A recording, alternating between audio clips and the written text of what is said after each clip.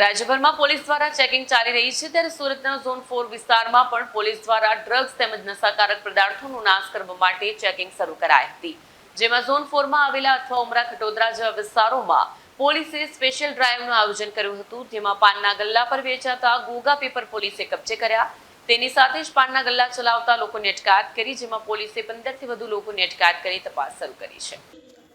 રાજ્યભરમાં પોલીસ દ્વારા ચેકિંગ ચાલી રહી છે, ત્યારે સુરતના ઝોન 4 વિસ્તારમાં પણ પોલીસ દ્વારા ડ્રગ્સ તેમજ નશાકારક પદાર્થોનો નાશ કરવા માટે ચેકિંગ શરૂ કરાઈ હતી, જેમાં ઝોન 4માં આવેલા અથવા ઉમરા ખટોદરા જેવા વિસ્તારોમાં પોલીસે સ્પેશિયલ ડ્રાઈવનું આયોજન કર્યું, જેમાં પાનના ગલ્લા પર વેચાતા ગોગા પેપર પોલીસે કબજે કર્યા. તેની સાથે જ પાનના ગલ્લા ચલાવતા લોકોની પણ અટકાયત કરી હતી, જેમાં પોલીસે 15થી વધુ લોકોની અટકાયત કરીને તપાસ શરૂ કરી છે.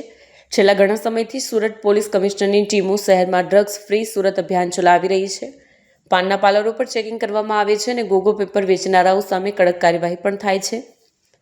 સુરત પોલીસ અને વહીવટી તંત્ર દ્વારા હવે એવા તમામ વિક્રેતાઓ સામે તપાસના ચક્રો ગતિમાન કરવામાં આવ્યા છે, જેઓ નશાની હાલતને પ્રોત્સાહન આપી રહ્યા છે. પોલીસ દ્વારા જણાવવામાં આવ્યું છે કે આવનાર દિવસોમાં પણ આ ડ્રાઈવ ચાલુ રાખીને સુરતને ડ્રગ્સ મુક્ત બનાવશે.